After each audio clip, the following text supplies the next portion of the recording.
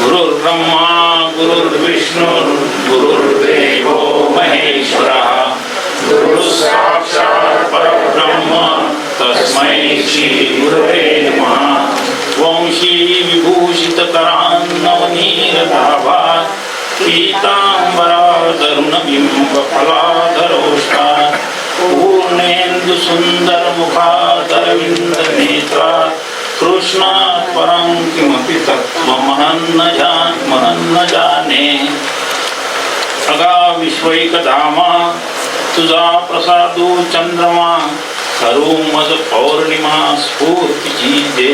जयांचे केलिया स्मरण होय सकळ विद्यांचे अधिकरण तेची वंदू श्रीचरण श्री गुरुचे शुभा सारिखे पूर्ण वैराग्य त्याचे वसिष्ठावरी ज्ञान योगेश्वराचे कवी वाल्मिका सारिका मान्य ऐसा नमस्कार माझा सद्गुरु रामदासा कुंडलिक वरदा हरी विठ्ठल श्री ज्ञानदेव सद्गुरुनाथ महाराज की जय।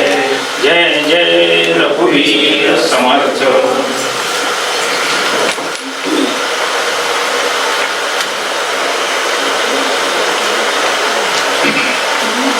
पंचदशी ग्रंथाचा जो अफाट व्याप आहे तो लक्षात घेऊन आणि आपल्याला उपलब्ध असलेला जो वेळ आहे तो डोळ्यासमोर ठेवून ह्या पुस्तकाची रचना केली गेली। आणि आता जे 5-7 जे प्रवचन झाले त्यावरून आपल्याला लक्षात आलं असेल अफाट व्याप किती आहे असं। खूप ग्रंथ 7 दिवस म्हणजे काहीच नाही होत। 7 दिवस म्हणजे अजिबातच काळाच्या युनिटमध्ये बोलायचं झालं तर अगदी निग्लिजिबल। वर्षानुवर्ष गुरुकुलामध्ये सद्गुरूच्या चरणाशी त्यांचा आश्रय घेऊन ही गोष्ट समजून घेण्याचा जो विषय आहे तो आपण थोडक्या दिवसात पूर्ण करण्याचा प्रयत्न करतो। मुद्दा इथे सांगायचा आहे हा खूपच धावता आढावा आहे आणि त्यामुळे होऊ शकते आपण जेव्हा अभ्यास शिकण्याच्या मार्गात असतो ना त्यावेळेस खूप गोष्टी जर एकदम बंबार्डिंग झाल्या तर त्या आपल्यासाठी गोंधळ निर्माण करू शकतात। होते असं एखाद दिवशी जास्त पिरियड असले म्हणजे काय होतं सकाळी रेग्युलर कॉलेजची शाळेची पिरियड पुन्हा ओव्हर टाईम तरी पण आपल्याजवळ दुसरा पर्याय काहीच नाही। आणि म्हणून हे ज्या आता 15ही अध्यायांचा जो एक गोषवारा आपण इथे घेतो आहोत त्यामध्ये खूपच एक अत्यंत जे महत्त्वाचे मुद्दे ते आपल्या पुस्तकामध्ये आपण अंतर्भूत केलेले आहेत। आणि म्हणून तेवढंच म्हणून हे अध्याय नाही आहे आपल्याला हा आता काय म्हणतात त्याला होमवर्कचा जास्त भाग आहे। ज्या दिवशी अभ्यास वर्ग संपेल वर्ग इथे संपेल आणि तुमचा अभ्यास त्या दिवशी सुरू होईल इथे ते सोडायचं नाही। म्हणजे हा मुद्दा याच्यासाठी लक्षात ठेवायचा की ते समाधान होत नाही आहे इतकंच सांगून आज किती सांगितलं परंतु तुमच्या काकांनी सांगितलं श्रद्धे मंदाजीने तरी ते आवाक्याच्या बाहेर निष्ठूनच जाते आहे बिलकुलच। म्हणून थोडीशी ही विनंती आहे की इथे जेवढं आहे तेवढं जमा करून ठेवायचं। ते हे असतात गाई म्हशी असतात ते किती चरून घेतात दिवसभर खाऊन घेतात ते जेवढा दिसलं जरा खात राहतात ते पूर्ण आणि मग शांत संध्याकाळी त्याचे खाल्लेलं आणि त्याचं चर्वण करत बसतात। नंतर आपल्याला असं नेमकं हेच करायचं आहे पंचदशीच्या बाबतीमध्ये। मग याच्यासाठी की केन प्रकारे ना एक ते बीजारोपण होऊन करून टाकायचं पेरणी करूनच घ्यायची त्याची अनुकूल वातावरण मिळाल्याबरोबर ते अंकुरित होणार हे निश्चित आहे। या पंचदशीमध्ये शेवटी हा विषय येतो आहे अभ्यास करून ठेवून द्या। हा या जन्मात होईल असंही नाही अनेक जन्म प्रतिबंध म्हणून काम करत अनेक जन्मामध्ये जे आपल्याला आपल्या पापपुण्याचे जे प्रतिबंध आहेत ते काम करतात आणि म्हणून हा अभ्यास वाया गेला असं कोणीही समजायचं नाही। आणि म्हणून त्याचं आज पेरणी करून ठेवून द्यायची बीजारोपण करून ठेवून द्यायचं आणि नंतर होतेच नष्ट नाही होत बीच. भर उन्हाळ्यामध्ये आमच्या विदर्भात तर फार टेम्परेचर असते, इकडे तेवढं नसते. हे गवत उन्हाळ्यात वाळून जाते वरती, सगळीकडचं जे गवत आहे की नाही ते वाळून जाते. आणि पावसाळा आला की कोणी पेरणी न करता सगळं पूर्ण सृष्टी हिरवीगार होऊन जाते. कोणी केली पेरणी, ते बीज तिथंच पडलेलं होतं उन्हाळ्यात, कोणी त्याच्याकडे लक्ष देत नाही, आपण काही करत नाही. तरी पण त्या बीजाची शक्ती पहा की संपूर्ण त्याच्यावरून उन्हाळा जातो, ते तेवढं ऊन सहन करतं आणि पाऊस लागल्याबरोबर पूर्ण आपलं ते गुणधर्म दाखवून देतं. तसं आपल्याला करायचं आहे. पशुचा जो धर्म आहे रवंत करण्याचा, तोही इथे आपल्याला उपयोगात आणायचा. नाहीतरी आपण जीवभाव धारण करून आलो आहोत, त्यात बहुतांश पशुभाव आहे. आपण म्हणाले आम्हाला सगळ्यांना पशु म्हणून राहिले का? नाही. आहार निद्रा भय मैथुनांच्या सामान्य येतात पशुभी नराणाम. विद्वान लोकांनीच सांगून ठेवलेलं आहे, सामान्य येतात पशुभी नराणाम. त्यांच्यातले आपल्यातले काही कॉमन फॅक्टर आहेत ना. हे मुद्दा आपला जाऊ द्या, तो मुद्दा महत्त्वाचा हा आहे की इथे ह्या पूर्ण 7 दिवसाच्या काळात हा फार मोठा विषय जो आहे तो आपण अगदी थोडक्यामध्ये बघतो आहोत. बाकीचं होमवर्क म्हणून करून घ्यायचं आहे. आता गोश्वारा जो सुरू झालेला आहे, तत्वविवेक परमपूज्य काकांनी सांगितलं इथे. दुसरा महाभूत विवेक आताच झालेला आहे इथे. आता पंचकोश विवेक. या पंचकोश विवेकाचं एक मूलभूत सूत्र, जे चित्रपट असतात त्याच्यामध्ये जे नावं दाखवतात त्याच्यात एक नाव असते बॅकग्राऊंड म्युझिक, कोणी दिला म्हणून, तो वेगळाच असते. संपूर्ण विवेकाचं एक बॅकग्राऊंड सूत्र असतं, बॅकग्राऊंड सूत्र. आणि ते सूत्र याच्यामध्ये जे दिलं आहे विचारवंतांनी, ते एक श्रुतीच आहे, पूर्ण श्रुतीच आहे. ती वाचूनच इथे श्रुती बघूया आपण. ब्रह्मविद आपनोती परम तेषाभ्यायुक्ता तदेशाभ्यायुक्ता सत्यम ज्ञानम अनंतम ब्रह्म यो वेद निहितं गुहायां परमे व्योमन सोष्णुते सर्वान् कामान् सह ब्रह्मणा विपश्चितेति. तैत्तिरीय उपनिषद 2:1. तदेशाभ्युक्ता, बरोबर आहे, ही श्रुती आहे. त्यांनी सांगितलं हे पंचकोश विवेक जो आपण आता विचार करणार आहोत याबद्दल, त्याचं हे संपूर्ण सूत्र याबद्दल सांगितलं. याचा अर्थ काय? अर्थ त्याचा साधा आहे बिलकुल अगदी. जो आपल्या बुद्धिरूप गुहेमध्ये, गुहायाम परमे व्योमन, बुद्धिरूप गुहेमधल्या आकाशामध्ये जे ब्रह्म नावाचं तत्व तिथे आहे, दडून बसलेलं म्हणतात ना, दडपलेलं. आताच बघितलं आपण, ते दडपणच आहे त्याच्यावर आलेलं. याला जो जाणतो त्याला एकाच वेळेस सगळे भोग घेतल्याचं आहे मी. सूक्ष्मते सर्वान कामान, बिलकुल सर्व त्याच्या कामना पूर्ण झाल्याचं त्याला हे होते. आणि तो असं होते म्हणजे काय आहे की थोडक्यात अगदी एक जो विषय आहे शास्त्राचा, उपनिषदाचा फार मोठा विषय आहे, त्या एकाला जाणलं की सगळं जाणले जाते. बस काही बाकीचं उठ्या ठेवी करायची गरज नाही. एकच जाणून घ्या, बाकी सगळं जाणलं जाते. एकेन विज्ञानेन सर्वम इदम विज्ञातम भवती. कस्मिन्नु भगवो विज्ञाते सर्वमिदम विज्ञातम भवती, हा प्रश्नच विचारला गेलेला आहे हो त्याच्यामध्ये. आणि त्याचं उत्तर अशा प्रकारचं आहे की एक जाणून घ्या की मग तुम्हाला बाकी जाणण्याची गरज नाही. व्यवहारात आपल्याला असं कधीच होत नाही. फिजिक्स जाणायला गेलो तर केमिस्ट्रीचं काहीच समजत नाही, केमिस्ट्री जाणली तर गणिताचं काही येत नाही, गणित जाणलं तर भूगोलाचं समजत नाही. पण असं नाही आहे. याला जर जाणलं तर फिजिक्स, केमिस्ट्री, भूगोल, मॅथमॅटिक्स आणि बाकी जे काही अफाट विषय आहेत त्याच्यासह आपल्याला सगळं जाणलं जाते. काय जाणलं? आपल्याला जो जाणून घेणारा त्या सगळ्या विषयाशी अभिन्न आहे, म्हणूनच आपण सगळं जाणतो असा त्यातला भाव आहे. तर ह्या पंचकोश विवेकाचं हे सूत्ररूप त्याचं हे आहे, सूत्ररूप त्याचं म्हणजे अर्थ आहे त्याचा, तो आपल्याला या पूर्ण पंचकोश विवेकामध्ये सांगण्यात आलेला आहे असं स्वामींचं म्हणणं आहे. बिलकुल आता विवेक सुरू आहे आणि तत्वविवेकामध्ये एक निश्चिती झाली आहे. 2 ढीक केले आपण तत्वविवेकामध्ये. 2, 4, 5 प्रवचन मागे गेल्यानंतर आपल्या लक्षात येईलच थोडंसं. विवेक करून ठेवून दिला इथे आणि सुरुवातीला तत्वाचाच केला. हो बरोबर आहे अगदी. ते शास्त्रीय ग्रंथ जे आहेत त्यांची सांगण्याची एक पद्धत आहे. ते तत्व पहिल्यांदा सांगून देतात. भगवद्गीतेमध्ये भगवंताने दुसऱ्या अध्यायात एकदम त्याला सांख्ययोग सांगून दिला पूर्ण, आणि पुढचं मग सगळे 18चे 18 अध्याय ते त्याचं सगळं विवरण आहे. सगळं सांख्ययोग सांगून दिला त्याला पहिल्यांदाच दुसऱ्या अध्यायामध्ये. एक ग्रंथ प्रतिपादनाची ही शैली आहे. शास्त्रीय ग्रंथ प्रतिपादन ज्यामध्ये आहे त्यामध्ये प्रतिपाद्य जो विषय मुद्दा आहे तो पहिले सांगून द्यायचा. आणि म्हणून मग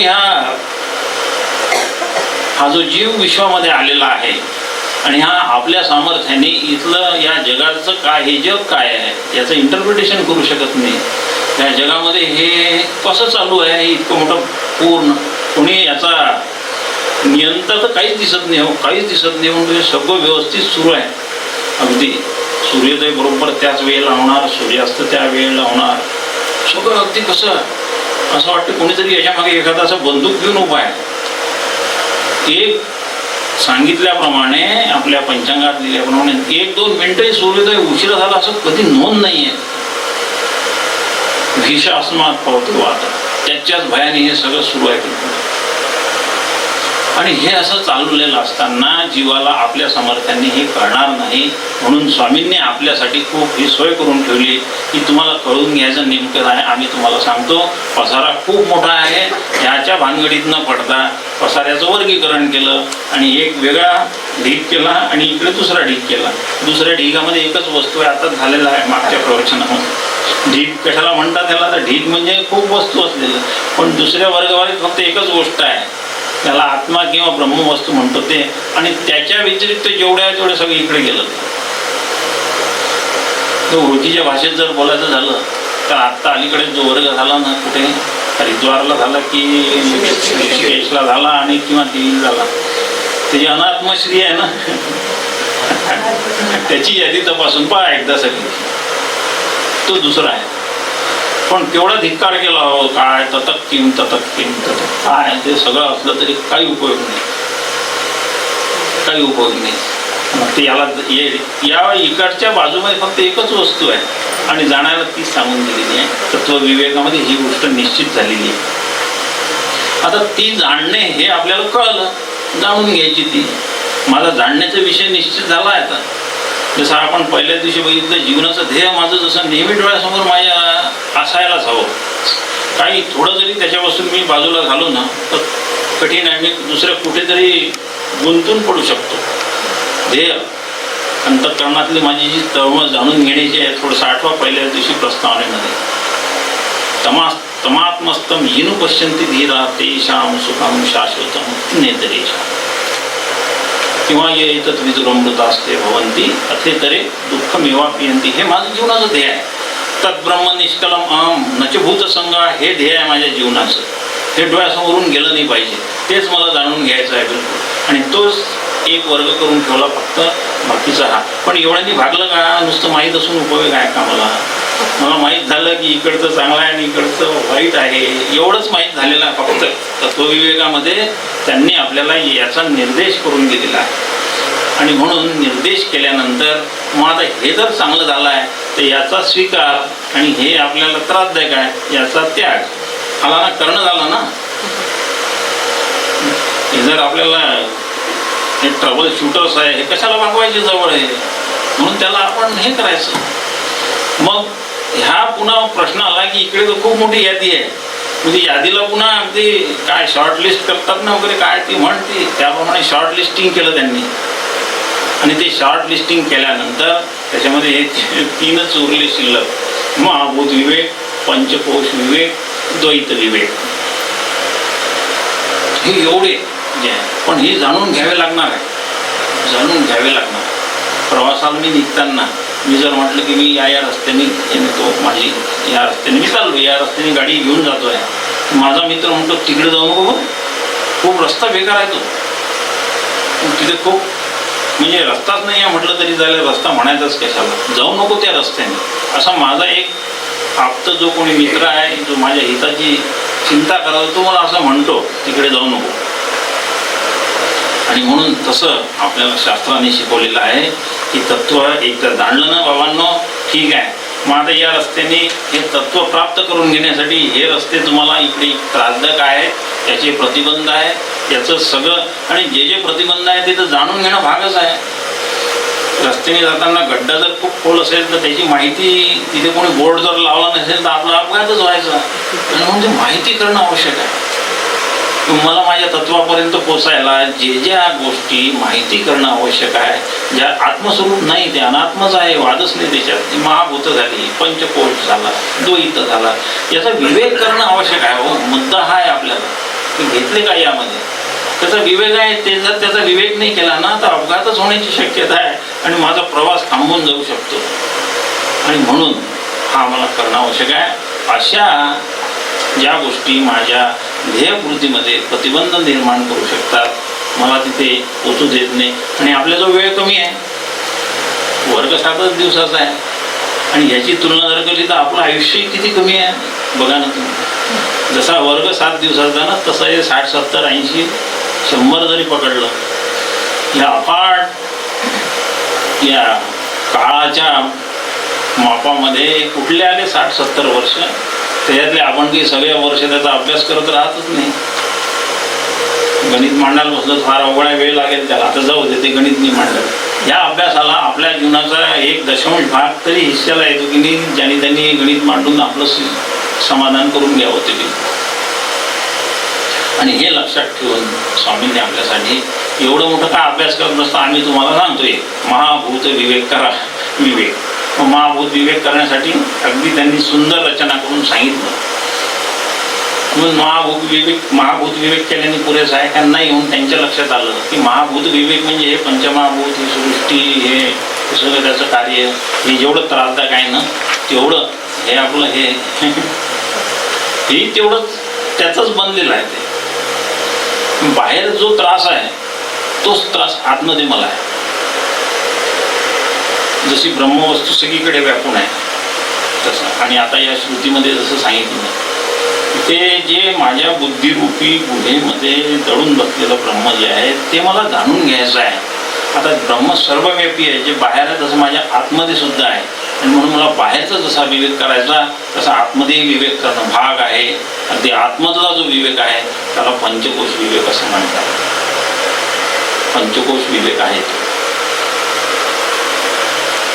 हे पंचकोश विवेकाची पार्श्वभूमी. पंचकोश विवेक शब्दाचा अर्थ बघू. विवेक शब्दाचा अर्थ झालेला आपला पंचकोश, 5 कोश. कोश म्हणजे म्यान किंवा कोशाला गुहाही म्हणतात. म्यान किंवा तलवार ज्यामध्ये ठेवतो तो गुहा. जिथे एखादी वस्तू असल्यानंतर सहजासहजी लवकर दिसत नाही, त्याला गुहा म्हटलं. म्हणून तो गुहातीत आहे वगैरे वगैरे, जे आपण याच्यामध्ये वास्तुशास्त्रामध्ये दडून बसलेला आहे, लवकर स्पष्ट दिसत नाही तो. असा हा पंचकोश. पंचकोश कुठे आहे मग? हा आपल्या शरीरात आहे.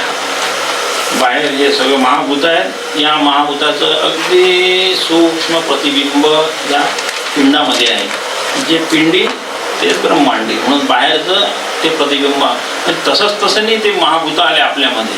त्यांनी आपली एक रचना बदलली आपल्या या शरीरामध्ये आणि त्यांनी एक वेगळं स्थान तिथे निर्माण करून गेलं. ते निर्माण केलेलं स्थान 5 कोश रूपाचं आहे. आणि हे यांचं आहे महाभूतांचं. हे सगळे कल्पित आहेत, हे सगळे मिथ्या आहेत. आणि माझा अनादी अज्ञानाचा परिणाम की माझ्या आतमध्ये जो जीव आहे तो याला मी म्हणून बसलेला आहे. हे एवढं पार्श्वभूमी आपण लक्षात ठेवायची. पंचकोश विवेक त्याच्याशी मी तादात्म्य साधून बसलो आहोत. तो आतमध्ये कशावरनं आहे? आपण म्हणाल कशावरनं आहे आतमध्ये? तो आपलं हे जे शरीर आहे हे बाहेरच्या उजेडाने प्रकाशित होते नाही का? हे होते नाही, प्रकाशित होते. आता एखादं शरीर मृत झालं ते जड, तसं ही शरीर आपलं जड आहे. जडत्वाचा जर विचार केला तर जिवंत शरीर आणि मृत शरीर याच्या जडत्वाचा भाग सारखाच आहे. काहीतरी त्याच्या आतमधून निघून गेला आहे ना, म्हणून त्याला आपण मृत शरीर म्हणतोय. बाहेरचा सर्व प्रकाश दोन्ही जिवंत शरीरावर आणि मृत शरीरावर सारखा पडला तरी आपल्याला कोणतं मृत आहे आणि कोणतं जड आहे याचा विवेक होतोच. आणि याचाच अर्थ असा आहे की काहीतरी आतनं निघून गेलं आणि ज्या अर्थी ते आत होतं त्या अर्थी ते आतलं जे आहे माझ्या आतमध्ये बसलेलं, बाहेरून हा प्रकाश आहे तसा आतमध्ये मला सगळ्या जाणीव आहे. अंतःकरणामध्ये सुखदुःखाच्या जाणीव आहे. म्हणजे हातपाय दुखले तर ते मला कळतं नाही का, सगळं आहे. ह्या पंचमहाभूताचं हे जे शरीर बनलेलं आहे या शरीरामधले जेवढे काही बदल होतात ते सगळे मला कळतात. खूप जेवण झालं म्हणजे काय होते ते कळतं की नाही पटकन आपल्याला, किंवा उपाशी असलं तर प्राण तळमळतात. प्राणाचे धर्म क्षुधा पिपासा, पाणी नाही मिळालं तर तडफड होते, ते मला कळतात. याचा अर्थ तो आतमध्ये असला पाहिजे. म्हणून ते तत्व आतमध्ये आहे. या श्रुतीमध्ये तेच सांगितलेलं आहे की ते सगळं तत्व आत बाहेर जे वाकून आहे तर आतमध्ये ते तत्व आपल्या कूटस्थ रूपाने आहे. त्या कूटस्थाचं प्रतिबिंब. आता थोडंसं आपण या देहाचा थोडासा एक 5 मिनिटं विचार करू. याचे घटक काय आहे. पंचकोश शब्द जो आलेला आहे तत्वविवेकामध्ये हा देह 3 याचा बनलेला आहे. म्हणजे 3 देह आहेत. 3 देहच आहेत. स्थूल देह, सूक्ष्म देह आणि कारण देह. आणि इथे पंचकोश हा नवीन शब्द आला. मग हे 5 आणि 3 8 आहेत का? ते 8 नाही आहेत. ते 8 नाही आहेत. या 3 मध्ये या 5चं फिटिंग करून दिलेलं आहे. त्यांचं त्यामध्येच ते झालेले आहेत अगदी. आणि म्हणून आणखी बारकाव्याने विचार आहे आता पुढचा हा. काय हे त्रासदायक आहे मला हे त्रासदायक आहे ते. म्हणून त्याचा विचार जरा सूक्ष्म रीतीने करण्याच्या याच्यासाठी तत्वविवेकात फक्त देहाचं विवरण आलं की 3 देह आहे. पण आता पुढे मला हे 3 देह या 5 कोश रूपाने मला भलतीकडे नेऊन राहिलेले आहेत ते. आणि म्हणून मला त्याचा सूक्ष्म विचार करणं भाग आहे. परंतु ते माझ्या आतमध्ये असलेलं जे आहे चैतन्य, कूटस्थ चैतन्य, ह्या चैतन्याने ते सगळा हा सूक्ष्म देह आणि त्यामध्ये असलेले हे 5 कोश, त्याबरोबर मला मन, बुद्धी, चित्त, अहंकार आहे ना. पुढे याच्याबद्दल काही शंका घेऊ नाही शकत. मन, बुद्धी, चित्त, अहंकार आणि हे पंचकोश, हे पंचमहाभूत, ही अष्टधा प्रकृती सगळेच उल्लेख झालेला आहे. ही सगळीकडे व्यापून आहे. इथे जेवढे सृष्टीमध्ये जडचेतन वर्ग आहे त्यामध्ये हे सगळे विद्यमान आहेत. आपण म्हणत दगडामध्ये मनबुद्धी, चित्त, अहंकार आहे का? तिथे अभिव्यक्ती नाही होत, फक्त एवढंच आहे. म्हणून त्याला जड म्हटले जाते. अंतःकरणाची तिथे उपलब्धी नाही म्हणून ते जड. जिथे अंतःकरण उपलब्ध आहे ते चेतन. हा जड आणि चेतन मधला एवढा बारीक फरक आहे फक्त. वास्तविक जड आणि चेतन असे काही वेगळे नाही आहे. अंतःकरण तिथे स्पष्ट नाही आहे म्हणून तिथे अभिव्यक्ती कुठलीच नाही आहे. आपल्या ह्याच्यात ते खूपच स्पष्ट आहे, खूप स्वच्छ आहे. आपल्या ह्याच्यात जे अंतःकरण आहे त्यामध्ये 4 हे आहे, मन, बुद्धी, चित्त, अहंकार. त्यातली बुद्धी नावाचं जे आहे ते स्वच्छ आहे. ऐकलं आहे आपण बरेचदा. अगदी खूप स्वच्छ आहे. ती मुळातच स्वच्छ आहे.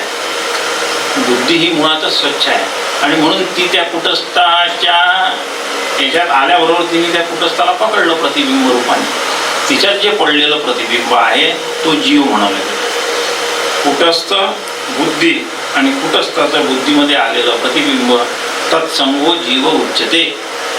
या संघाताला जीव म्हणतात. जीव हे 3 घटकांचा असा. तो एक नाही आहे काही असा. याच्यातले एक घटक जरी गेला ना तर जीव जाणार नक्की. एक घटक जरी कुटस्थाने उजेड देणं बंद केलं तर याचं काम संपलं. बुद्धी लिहून पडली, हा झोपूनच राहतो. कार्य नाही होत. हे तिन्हीचे तिन्ही अगदी युनिझन मध्ये अगदी सगळेचे सगळे ऍक्टिव्ह आहेत. बस त्यावेळेस ते सगळे याचं कार्य सुरू आहे. मुद्दा लक्षात घेऊया आपण की हे असं एकंदरीत ही रचना आहे माझ्या शरीराची. हा असे आता या 3 देहामध्ये 5 कोश आहेत निर्माण झालेले. आणि हे 5 कोश जे आहेत ते 5ही कोश कसे आहेत त्याची आपण बघू थोडीशी रचना. पहिले 3 देह बघितले. स्थूल देह, सूक्ष्म देह आणि कारण देह. स्थूल देह हा अन्नमय वर दिसणारा हे सगळं कौरिंग जे आहे सगळं हा अन्नमय कोश आहे. हा अन्नमय आहे. स्थूल देह अन्नमय. स्थूल देह अन्न खाल्ल्याने वाढतो आणि नाही खाल्लं तर तो घटतो. आहे ना आपला अनुभव. एक दिवस 2 दिवस प्रवासातून आले आणि ते खायला नाही मिळले की चेहरा किती आपला उतरून जातो. अन्नमय आहे, त्याचा धर्मच तो आहे. अन्नाने वाढणे, नाही खाल्लं तर कमी होणे, हे दोन्ही धर्म त्याच्यामध्ये आले. अन्नमय कोश हा अन्नमय कोश जो आहे तो आपल्या स्थूल देहाचा, म्हणजे बाहेर ते एक जे आहे ते 3 देहामधला स्थूलामध्ये फक्त हा अन्नमय कोश गेलेला आहे, एकच आहे त्यामध्ये गेलेला. आता सूक्ष्म देह आला. सूक्ष्म देहाचे काय घटक आहे?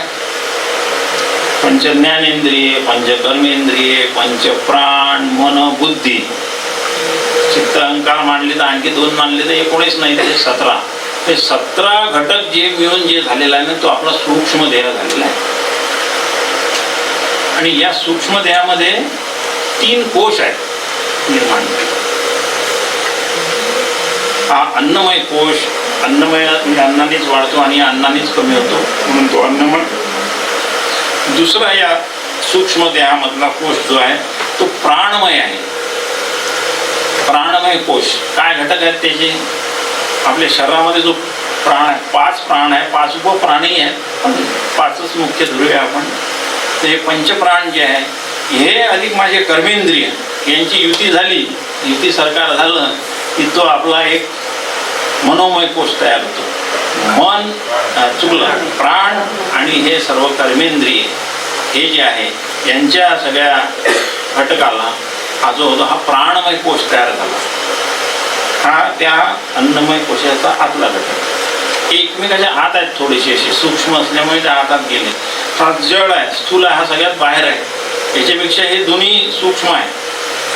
प्राण आणि माझे कर्मेंद्रिय जी आहेत ती इंद्रिय बरं का, ते इंद्रिय सूक्ष्म आहे म्हणून ते दोन्ही हे जे आहे हे त्याच्या आतमध्ये गेले.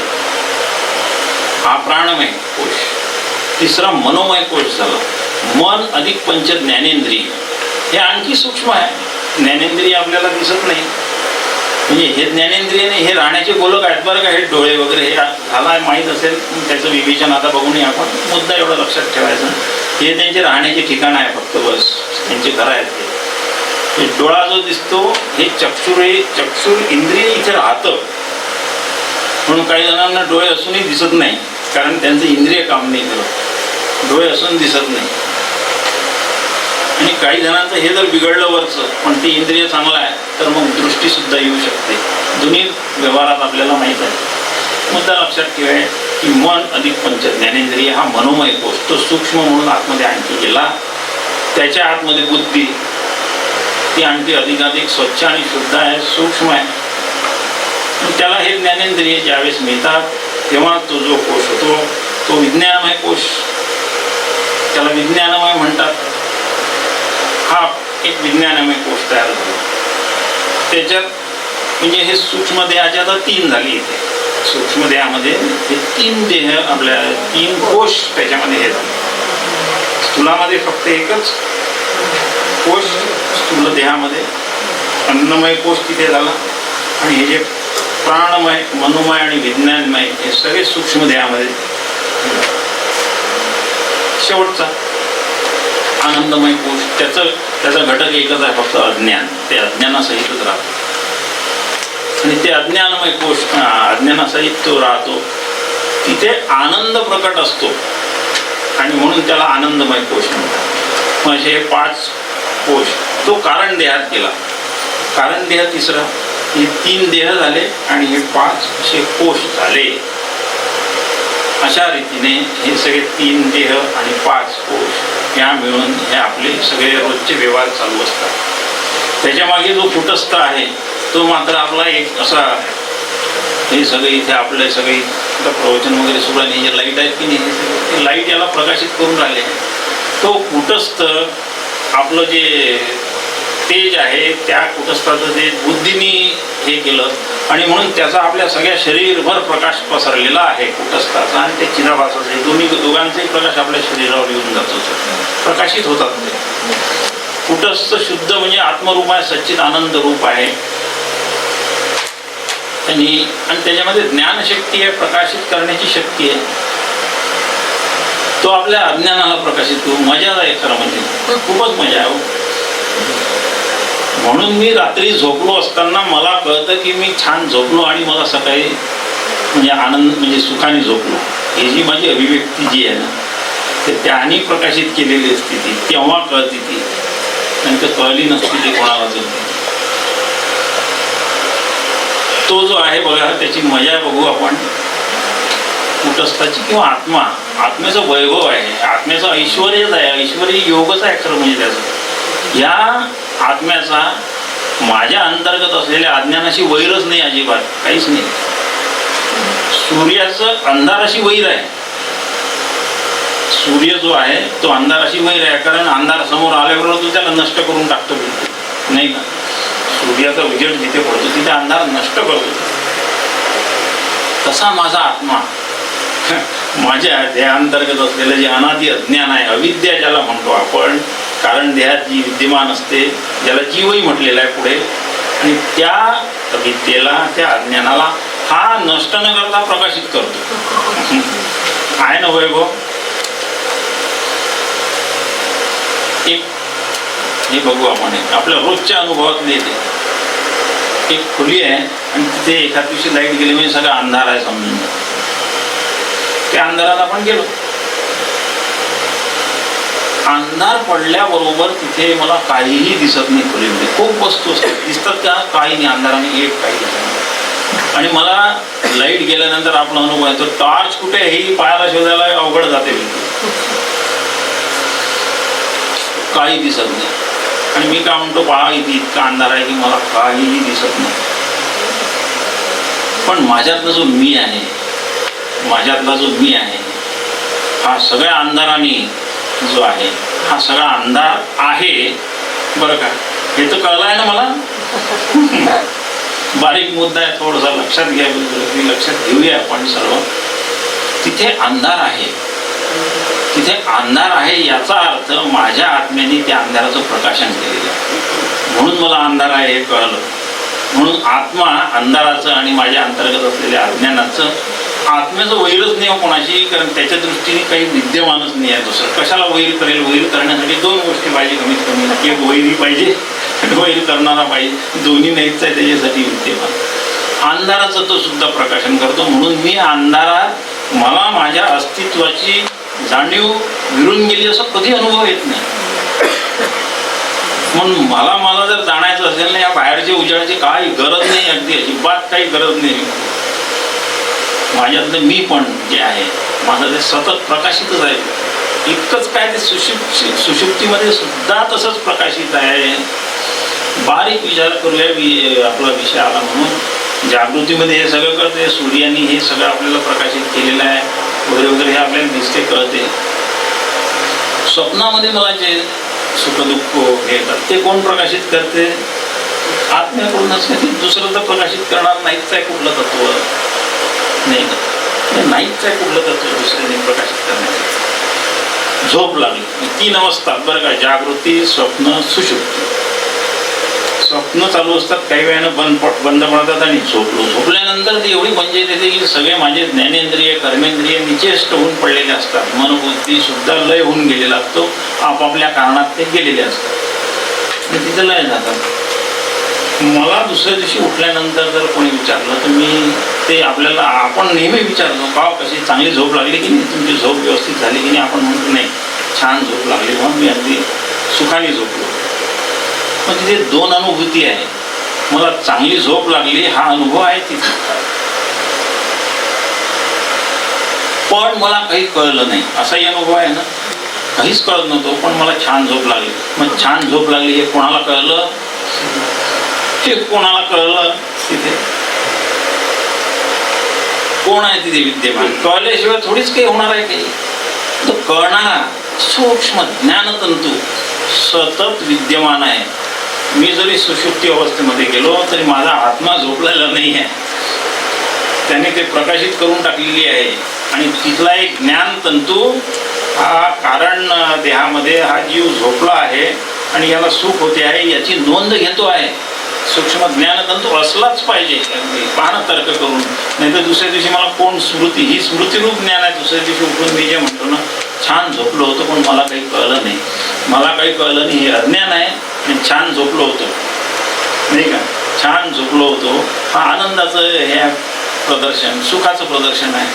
म्हणजे सुखाचं आणि अज्ञानाचं एकाच वेळेस मला दोन्ही जाणीव दुसऱ्या दिवशी स्मृतीरूपाने मला कळतातच. मग याचा अर्थ काय, त्याची तिथे कुठेतरी रजिस्टरमध्ये नोंद झालीच पाहिजे, नोंद घेणारा तिथे हजर असलाच पाहिजे. तो माझा आत्मा आहे, तो सगळ्या याला प्रकाशित करून आहे. मुद्दा आपण लक्षात घेऊया असा या सगळ्या कूटस्थाचा आणि चिदाभासाचा आपल्या याच्यावर प्रकाश पडतो आहे आणि आपले सगळे नित्य व्यवहार असेच चालू आहेत. याच्याप्रमाणे असे 3 आहेत. अन्नमय कोश अन्नाने वाढतो, अन्नाअभावी नष्ट होतो. आता मुद्दा असा आहे इथे जाणून घेण्याचा आपल्याला सगळ्यात महत्त्वाचा की हे 5 कोश आणि 3 देह, तो आत्मा नेमका मी कोण आहे. कारण अज्ञानवशात जागृतीमध्ये मी या सर्व सूक्ष्म देहावर आणि या सगळ्या 3 देहावर ते मी आहे अशी भावना धारण करून असतो. नाही का त्याला अज्ञान जे म्हणतो ना आपण, किंवा अहंकार म्हणतो, अहंकाराने या सर्व याच्यावर ते मी आहे असं तादात्म्य साधलेलं आहे. त्यालाच तर अहम भाव म्हणतात.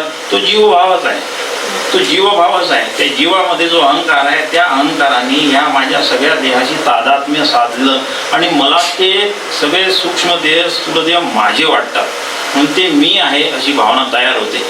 हे हा जो अहंकार आहे. आता यापेक्षा आत्मा वेगळा आहे, कारण ते देह मी आहे यालाही प्रकाशित करणारा तो आत्माच आहे, वेगळा आत्माच आहे. तो या अहंकारामध्ये सामील नाही झालेला, कारण तो कसा आहे, असंग आहे, तो कशामध्ये लिप्त होत नाही.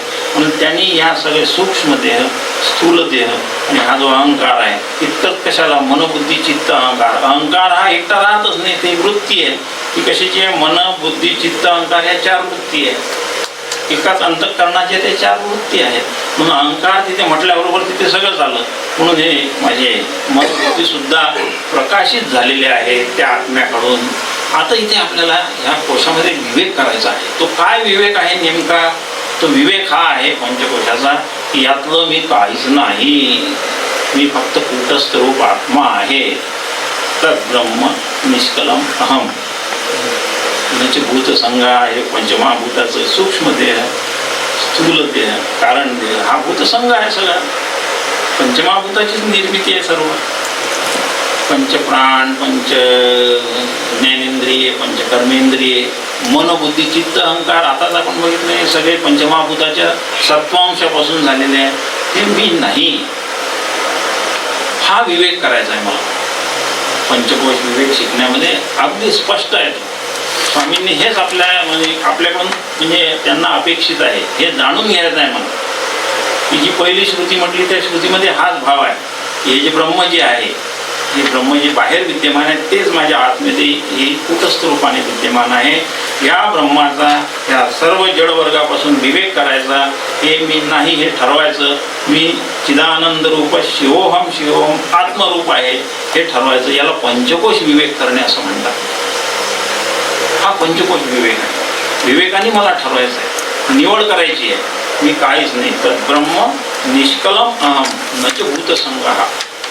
हे माझ्या जीवनाचं ध्येय आहे बरं का. हे समजून घेणे हेच माझ्या जीवनाचं ध्येय काही नाही आहे की नाही. हा विवेक करण्यास योग्य हा जर केला नाही तर मी काय होतं की मग माझ्या या चिदाभासाचं म्हणजे माझा जो जीव आहे त्या जीवाचं अहंकाराने इकडे या शरीराशी तादात्म्य साधलेलं आहे. आणि त्या शरीराला तो मी मी मी मी म्हणून आहे.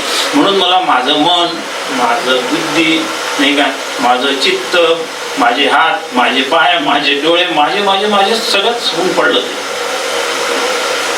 वास्तविक त्याच्याशी माझा काही कवडीचा संबंध नाही. मी या सगळ्यांपेक्षा वेगळा आहे. मी तो वेगळा असलेला चैतन्यरूप आत्मा आहे, कूटस्थ आहे. माझा याच्याशी काहीही संबंध नाही. हे या पंचकोशामध्ये आपल्याला विचाराच्या प्रक्रियेद्वारा ठरवून घ्यायचं आहे. असा हा पंचकोश आपल्याला करायचा. आणि मी ते नाही म्हणजे मग काय, मी स्थूल देह नाही. आता मी स्थूल देह आहे एवढं म्हटल्याने पटेल का आपल्याला, थोडंसं आपल्याला युक्तीने पटवून घ्यायला लागेल. मी स्थूल देह नाही म्हणजे आत्मा स्थूल देह नाही.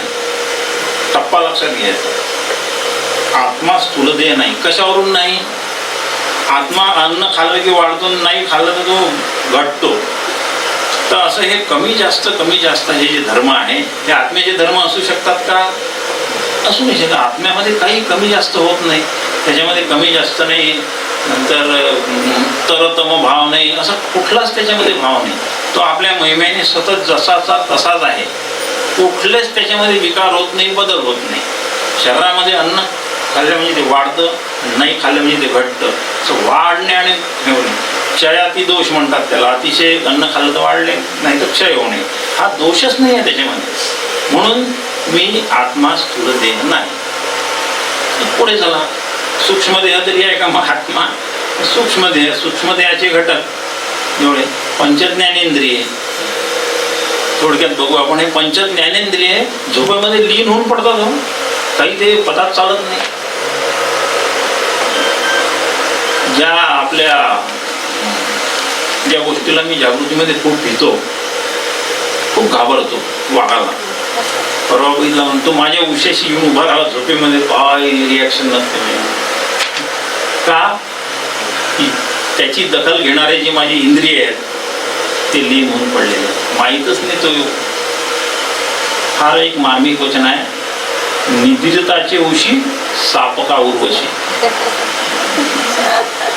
निद्रिताची उशी सापका उर्वशी. साप म्हणजे अत्यंत भय निर्माण करणार आणि उर्वशी म्हणजे अत्यंत मोहित करणार. हे दोन्ही विषय झोपलेलं असताना माझ्या सान्निध्यात आले, काय घेणेदंडे माझं त्याच्यासोबत. निद्रिताची उशी सापका उर्वशी. तुकाराम महाराज किंवा नामदेव महाराजाचं थोडं माझं हे, पण बहुतेक तुकाराम महाराजांचं वचन आहे ते. काय तुकाराम महाराजांनी आपल्यासाठी दृष्टांत काढून ठेवले बघा बरं. याचा अर्थ माझे ज्ञानेंद्रिय झोपलेले आहेत असा आहे त्याचा अर्थ. आपल्याला जो अर्थ लक्षात घ्यायचा ते हे आहे. माझ्या ज्या खूप आवडत्या जागृतीमधल्या वस्तू, आता एक उदाहरण घेऊ. एखाद्या व्यक्तीला 10-20 डिग्र्या मिळाल्या, त्या पेटीमध्ये चांगल्या जपून ठेवल्या नाही का. झोपला रात्री ते चोरांनी ती पेटी उचलून नेली. ही गोष्ट जर जागृतीत घडली असती ती केवढा मोठा रक्तपात झाला असता तिथे. दखल घेणारे इंद्रिय तिथे लीन होऊन पडले. आत्मा असा, आत्म्याचा हा धर्म आहे का लीन होणे, नाश होणे? हा आत्म्याचा धर्म नाही. कशाने वाढणे, नाही तर त्यांनी कमी होणे, असा हा आत्म्याचा धर्म नाही. म्हणून मी हे पूर्ण हा जो सूक्ष्म देह आहे ना, मी नाही. आता बाकीचे आपण समजून घेऊ त्यावर. आपण पंचज्ञानेंद्रिय, पंचकर्मेंद्रिय, पंचप्राण, हे सगळे मनबुद्धी, हे सगळे जे आहेत, हे सगळे जे तिन्ही कोश आहे याच्यात, ह्या तिन्ही कोशांमध्ये ते मी नाही. कारण हे सगळे यांचे लीन होऊन पडण्याचा यांच्यामध्ये धर्म आहे. ती लोन होत नाही. दुसरा एक धर्म त्यांच्यामध्ये आहे. त्या स्थूल देहात जेव्हा आपल्याला जागृतीमध्ये असतो ना, तेव्हा माझा दुसरा देहाची मला आठवणच नसते, कारण देहाची आठवण नसते. याचा अर्थ काय? त्यावेळेस त्याची मी दखल घेतलेली नाही, कारण देहाची मला आठवण नाही, तोही लीन होऊन पडलेला आहे. म्हणजे पंचकोशातही या सर्व एकमेकांचा व्यतिरेक आहे, तिथे नाही आहेत ते. म्हणून अन्वय व्यतिरेकाने सुद्धा ठरवायचं की हे मी नाही. अन्वय व्यतिरेकाने ठरवलं की लीन होतात, नाश होतात, हे आत्म्याचे धर्म नाही असं ठरवलं. आणि म्हणून हा जो पंचकोश माझ्या शरीरामध्ये आहे आणि हा जे 3 देह आहे हे मी नाही, हा विवेक आपल्याला असा विचार करून पक्का करायचा आहे. आत्मा एकच वस्तू असल्याने त्याच्याबद्दल विचार करायला सांगितलंच नाही सध्या त्यांनी. हे खूप एक्झरसाइज मोठा हे सगळे. आणि या लक्षात ठेवायचं, हे सगळं काल्पनिक असल्यामुळे त्रास आहे हो याचा. कल्पनांनी फार त्रास असतो.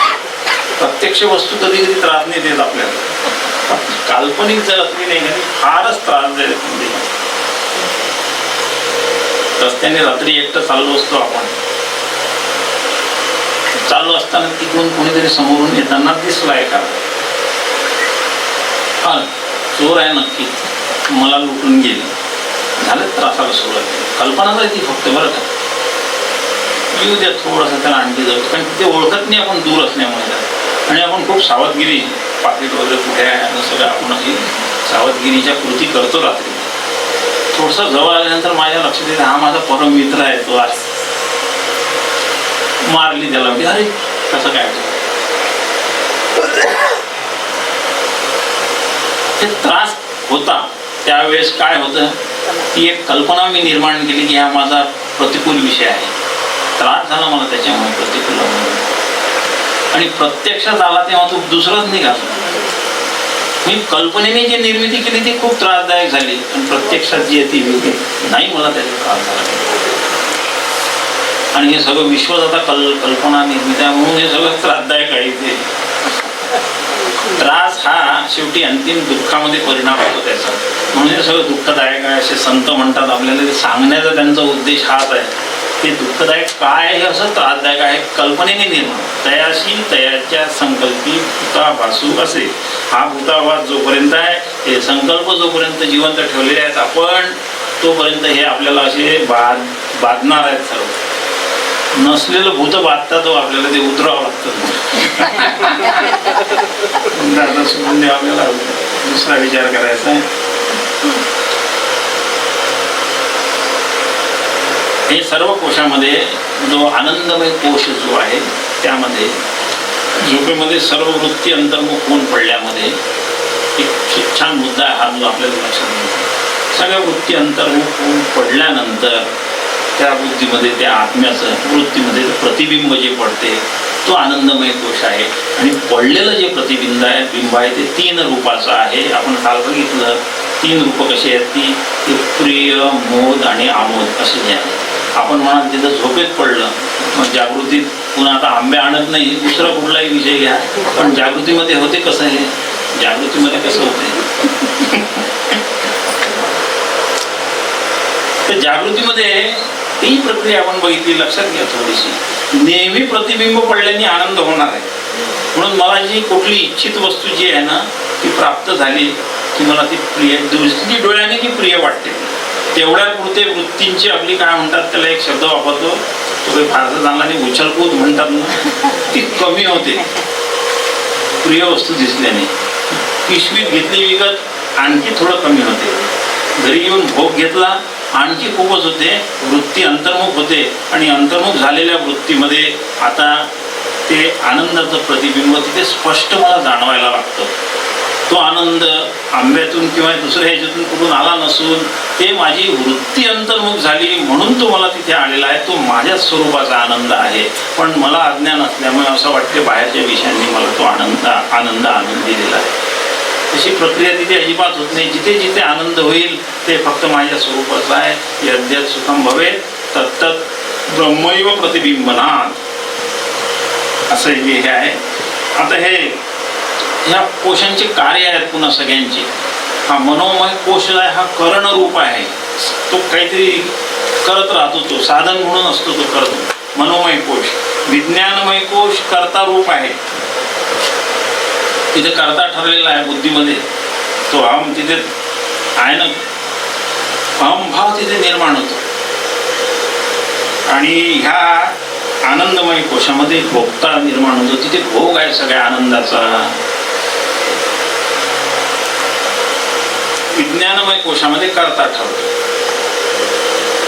तिथे खरं म्हणजे एखादी गोष्ट मनाने काही ठरवली, एखादी काही संकल्प ठरवला किंवा आता आपल्याला एखादी गोष्ट करायची आहे, काही घर बांधायचं असं समजा एखादा फार मोठा ते किंवा तेही म्हटलं तरी जर घर बांधायचं असं मनाने जर संकल्प केला असेल मग ते जाते विचार आपल्या बुद्धीकडे. बुद्धीचं एकच काम आहे मनाने आलेले संकल्प आणि विकल्प. मन संकल्प करते घर बांधायचं आहे, पण दुसरा संकल्प करते किंवा आपल्या फायनान्शियल याच्यात जमेल की नाही, कसं करायचं, काय करायचं, कोणती एरियात घ्यायचं. मनामध्ये हे संकल्प विकल्प एवढंच काम चालू राहते. पण ते कंटाळा आलं की ते बुद्धीकडे लावून देते सगळं. मग बुद्धी त्याच्यावर निर्णय घेते. होईल तिथे निर्णय घेते ती. नाही आपल्याला घर जे बांधायचं आहे ते आपल्या या सगळ्या आव्याक्यामध्ये आपले जे काही फायनान्शियल लिमिटेशन्स असतील किंवा जे काही असतील त्याप्रमाणे या याच्यात बांधायचं आहे असा एक निर्णय झाला. आणि आता या निर्णयाची अंमलबजावणी करावी लागेल ना. ही अंमलबजावणी मी करतो आहे असं जिथे अहम कर्तृत्व निर्माण होते ते अहम भाव निर्माण होतो. तिथे कर्तृत्वाचा भाव मी हे करतो आहे आणि म्हणून तिथे तो कर्ता निर्माण झालेला आहे. आणि घरात राहायला गेला की काय छान घर बांधलं म्हणून आनंद निर्माण झाला. तो भोगतो तिकडे त्या तिसऱ्या याच्यामध्ये आनंदमय कोशामध्ये. असे त्यांचे कार्य आहेत निरनिराळे बिलकुल. आणि हे कार्य असेच होत राहत असल्यामुळे आणि त्यांचं हे कार्य सतत सुरू आहे, रात्रंदिवस काही त्याच्यामध्ये खंडन पडत नाही. त्यांचं कार्य सुरू आहे म्हणजे आपण इकडेच सतत बिझी असतो, इकडच्या बाहेरच्या प्रांतामध्ये. त्या आत्म्याकडे आपल्याला पाहायला वेळ अजिबात मिळत नाही. तो बिचारा फक्त हे सगळं जे काही आहे तुम्ही ते प्रकाशित करत राहतो, तो दाखवत राहतो तुम्हाला. कोणातरी एखाद्या जन्मात केलेलं पुण्याचा उदय येतो आणि अशा आपण अभ्यास वर्गाला आलो म्हणजे आपल्याला हे कळतं. पुण्य उदय आल्यानंतर कळतं की असं काहीतरी आहे, आत्मा नावाची वस्तू आहे, याचा विचार करून मग आपण त्याच्या शोधासाठी निघतो. पुण्य उदयाला आल्यानंतर हे कळतं आणि मग त्याचा कश्चित धीरा प्रत्येक आत्मा नाही इच्छा आवृत्त चक्षु अमृतत्व इच्छा. ज्याला त्याची प्राप्ती होते ना तो कुठेतरी एखादा धीर पुरुष मग याच्या शोधामध्ये निघतो. एखादा कोणीतरी तोपर्यंत काय परांची खाणी व्यथूनच स्वयंभू तस्मात परांग पश्यती. नांतरात्मा आत्म्याशी काही संबंध नाही.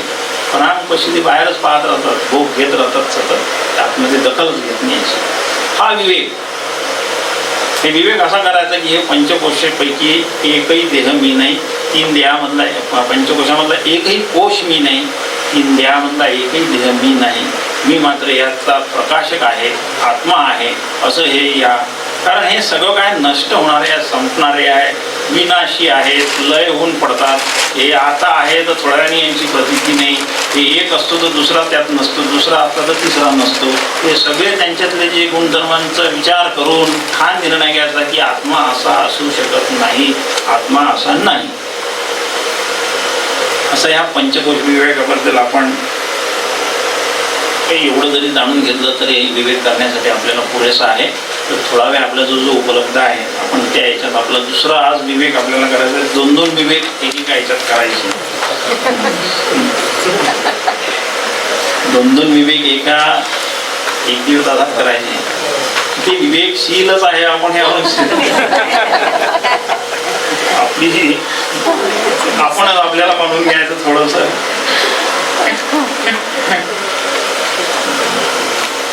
चांगली गोष्ट आहे ना. अगदी आता कमीत कमी सिलेबस तर माहीत पुढून आलेला आहे.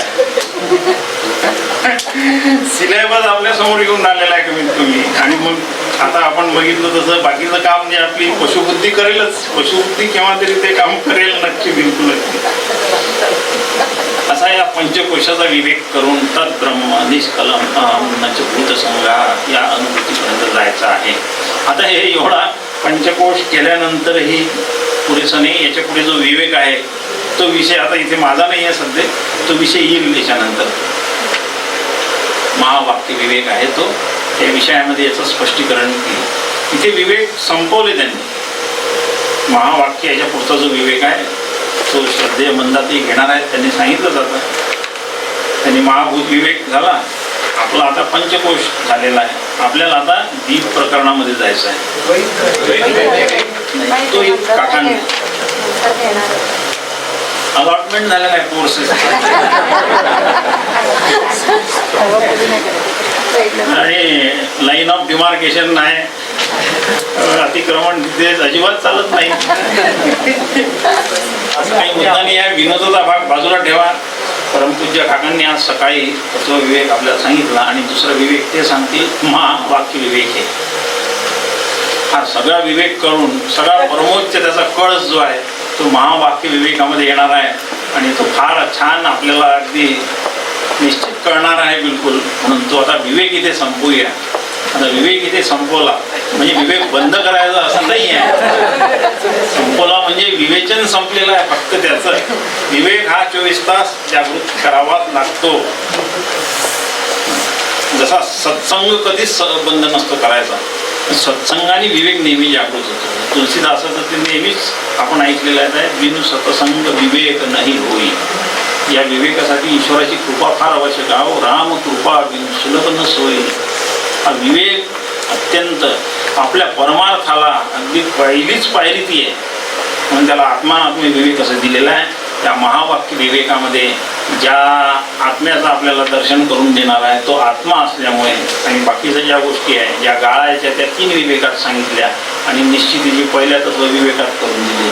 म्हणून याच्यात आत्म्याचंच आपल्याला खरं अनात्म वस्तूपासून विवेक करायचा असल्यामुळे विवेक शब्दाचा अर्थ आत्मानात्म विवेक असाच आहे. आत्मानात्म विवेक तोच एक विवेक करण्यासारखा आहे. बाकीचे विवेक आपण न शिकवताही करतो व्यवहारामध्ये, आपण बघितले नाही ते विवेक करतोच आहे आपण. विवेक करणे हा जीवाचा नैसर्गिक धर्म आहे. अगदी आहे ना धर्म आपल्याला, नाही कळते आपल्याला चांगलं काय वाईट काय कळत नाही काय. समोर जर इथे विस्तव पडला असेल तुम्ही की त्याच्यावर पाय देऊन जाणार नाही तसा कळते मला तिथे चटका लागतो. मग हा विवेक आहे, हा विवेकच आहे ना अगदी बिलकुल. काय विवेक नाही आहे का. बाजारात जर काही भाजी घ्यायला गेलो आपण, जर चांगली नसली भाजी ते घेत नाही आपण, रिजेक्ट करणे. आणि हे आपण ते तिथे विवेक केला की हे माझ्यासाठी उपयोगाचं नाही आहे, हे त्याज्य आहे, हा विवेकच आहे. नेहमी आपण चांगली गोष्टच निवडत असतो जीवनात सुद्धा व्यवहारात सुद्धा. तिथे आत्माच कशाला व्यवहारातही खरं हेच कार्यक्रम आपले सुरू आहे. आपल्याला फक्त ते कळत नाही, हा एक समस्या आहे. ते कळून घेण्यासाठी हे असले अभ्यास वर्ग आहे, बाकी काही व्यवहारातही आपला विवेक खूप प्रभाव होऊन जातोय. मुलगा आपला पास झाल्यानंतर कोणतं कॉलेज चांगलं आहे विचारणा करतोच की नाही आपण. 10 कॉलेजमधला विवेक करून एकच निवडतो ना, सगळ्यात चांगलं जे आहे तेच निवडतो ना. जा ना मग आता कॉलेजमध्येच जायचं, घे ना कुठेही ॲडमिशन, असं कधी म्हणत नाही आपण. आहे ना तिथे विवेक जागृत, तो जागृतच आहे. पण तो विवेक मला मोक्ष नाही देत. फार महत्वाचा मुद्दा आहे. प्रपंचातला विवेक मला मोक्षाची प्राप्ती करून देत नाही. त्याच्यासाठी सगुरुमेवापि गच्छेत समित पाणी श्रोत्रियम ब्रह्मनिष्ठम. ज्याच्याजवळ अगोदरच तुम्ही पोचलेला आहात त्याच्याजवळ जाऊनच विवेक करण्याची सवय आहे. म्हणूनच विवेक करायला शिकवलं आहे आपल्याला, नाही तर सांगितलं नसतं. ज्या गोष्टीची मला सवय नाही, ऋषीमुनींनी ते कर म्हणून सांगितलंच नाही कधी. कसं करणार जे आपल्याला काही येतच नाही. म्हणून इथे परमार्थात जे करायला सांगितलं ते मी प्रपंचात करतच आहो. परंतु त्या करण्यामध्ये आणि या करण्यामध्ये थोडासा आता दृष्टीचा फरक त्यांनी करून दिला. ज्या दृष्टीने मी प्रपंचात करतो ती दृष्टी बदल करून आणि इकडे वेगळी दृष्टी कर.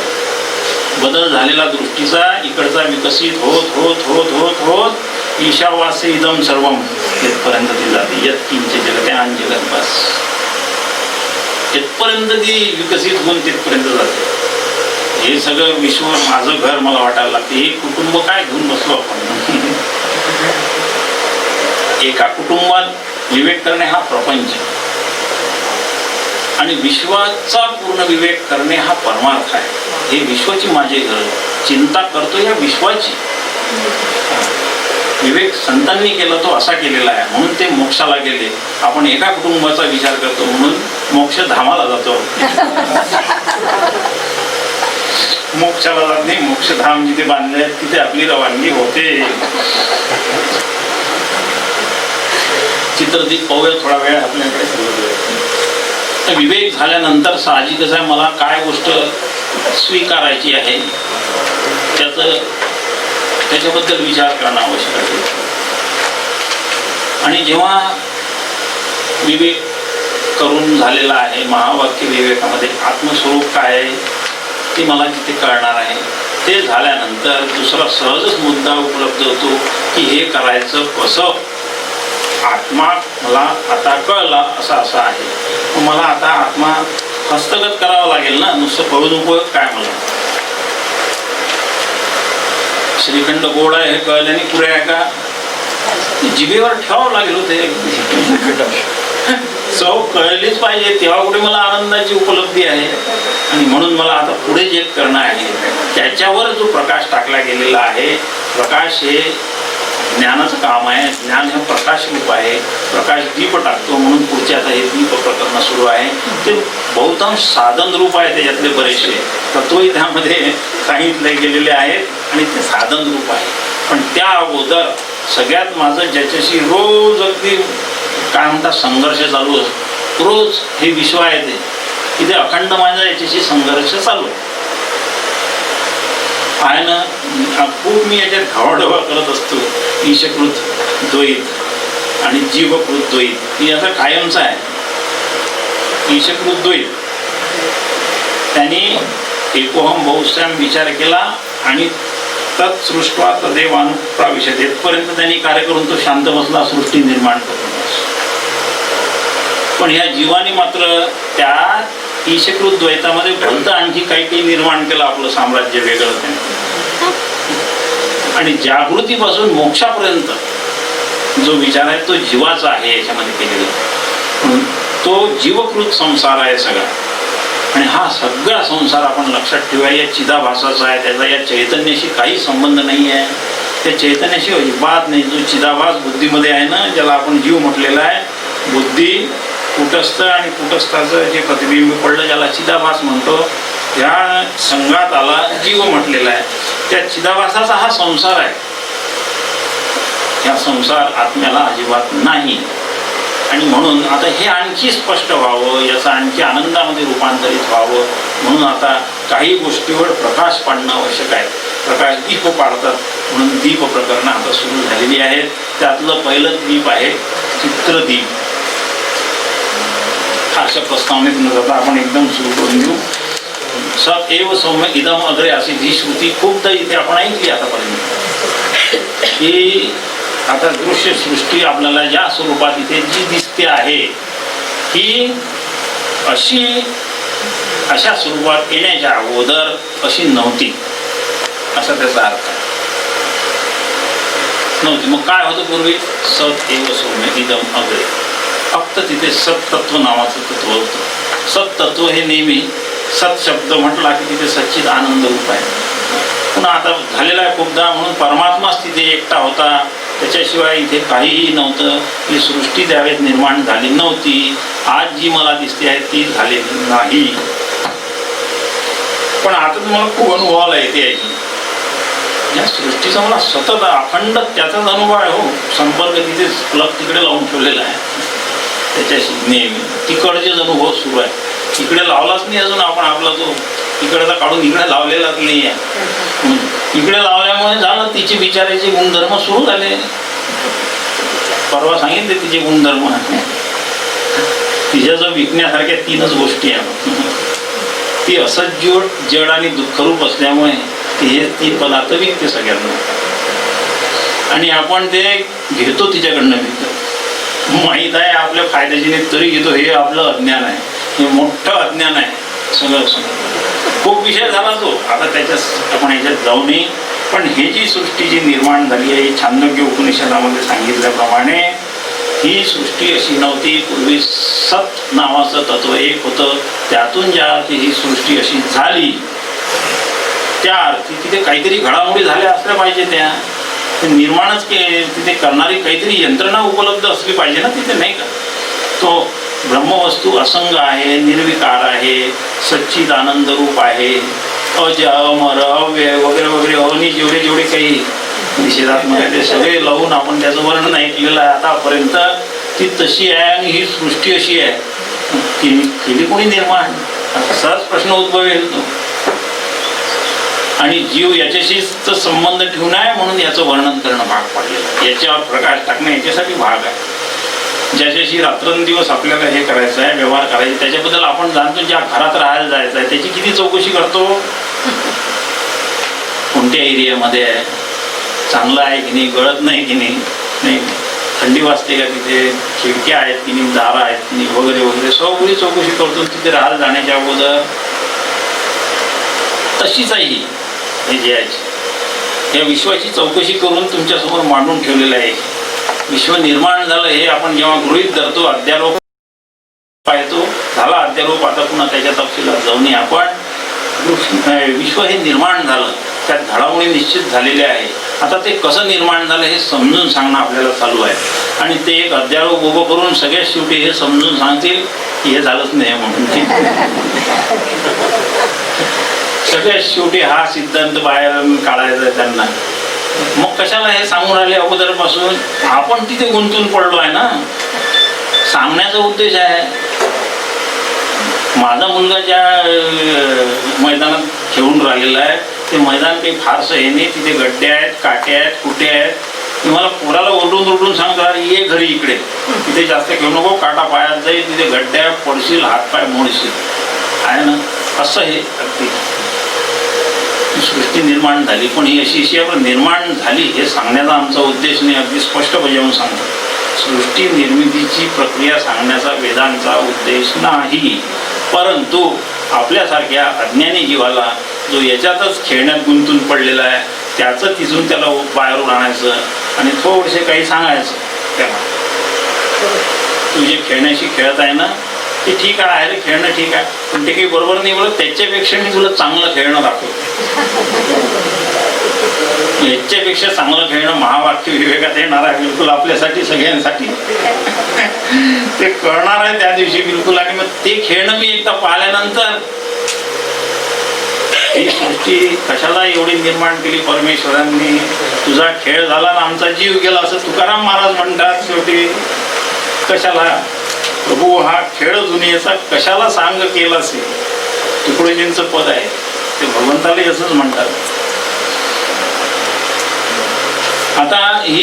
आता एकदा आपल्याला ही सृष्टी कशी निर्माण झाली हे जर सांगायचं आहे तर कुठली तरी एक अत्यंत तर्कनिष्ठ प्रक्रिया आपल्या समोर मांडावी लागणार आहे, आणि ती याच्यामध्ये मांडली आहे चित्रदीपामध्ये. चित्रदीपामध्ये ती जी प्रक्रिया मांडली आहे फार विस्तृत आहे ती बिलकुल. आता इकडे लक्षात ठेवूया, तो परमात्मा पहिले लक्षात ठेवायचं. ब्रह्मवस्तू एका असे दोन असे कॉलमच होतील त्याचे तयार बिलकुल. इकडे ब्रह्मवस्तू, ब्रह्मवस्तूमध्ये ज्या वेळेस अगोदरच्या प्रलयामध्ये ही माया सर्व जीवांच्या कर्मफलभोगासहित प्रलयकालीन ते सगळे समेटून अगोदर ऐकलं आपण, ती अव्यक्त रूपाने अव्यक्त त्रिगुणा म्हणून तिचं नाव आहे, ती ज्याच्या आश्रयाला जाते ते ब्रह्मवस्तू आहे. आणि ज्या जीवांचे कर्मफलभोग आता भोगांसाठी उद्दीप्त झाले म्हणजे हे झालेले आहेत ते फलरूप होण्यासाठी बाहेर पुढे पाहत आहे, तेव्हा यांच्या फलांना काहीतरी भोग देण्यासाठी सगळं निर्माण करणं भाग आहे ना.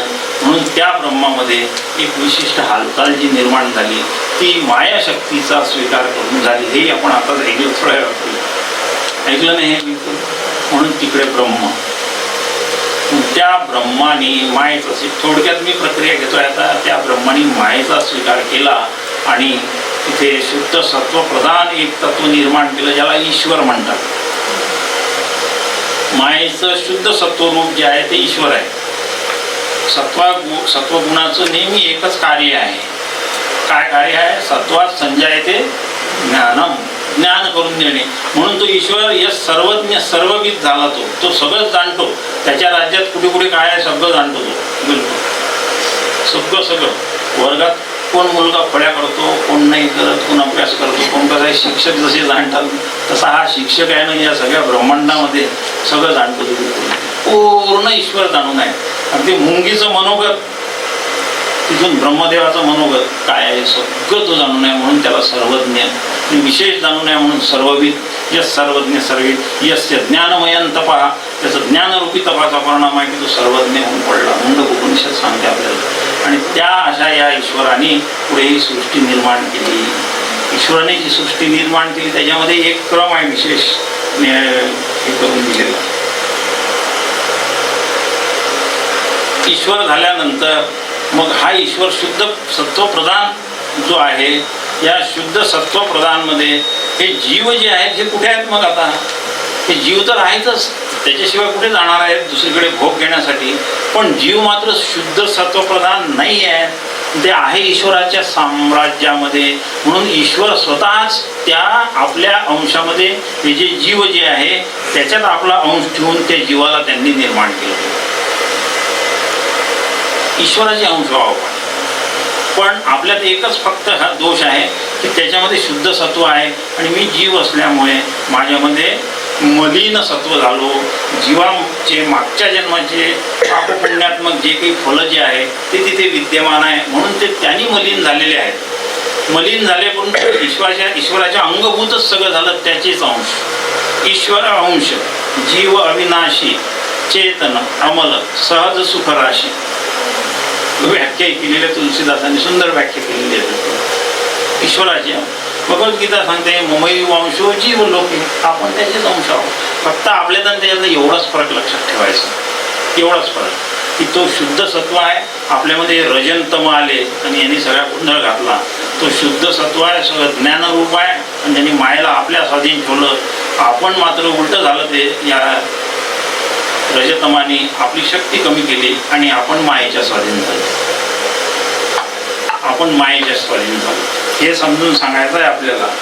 आता सृष्टी जी निर्माण झाली ना, त्या निर्माण झाण्यासाठी इथे यांनी एक दृष्टांत आपल्यासमोर आहे. इथपर्यंत आपण जीवाची ही प्रक्रिया बघितली, कसा जीव निर्माण झाला. आता हे याच्यावर कसं झालं, या पटावर, विश्वाच्या पटावर कसं झालं हे तयार.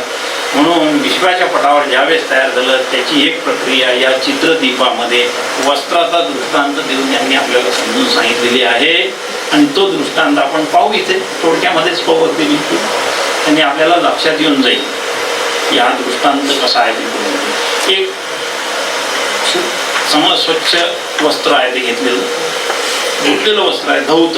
त्याची जी अवस्था त्याला धौत अवस्था म्हणतात. शुद्ध धुतलेलं वस्त्र आहे.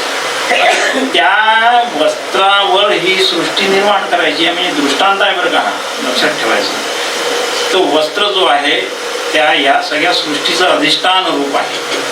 ते वस्त्र, शुद्ध वस्त्र, त्याची जी धौत अवस्था जी आहे, याचं अधिष्ठान तो चित परमात्मा आहे. कारण त्याच्याशिवाय दुसरं काहीच नाही. हा दृष्टांत आहे, लक्षात ठेवा. पुन्हा पुन्हा सांगतो अगदी बिलकुल.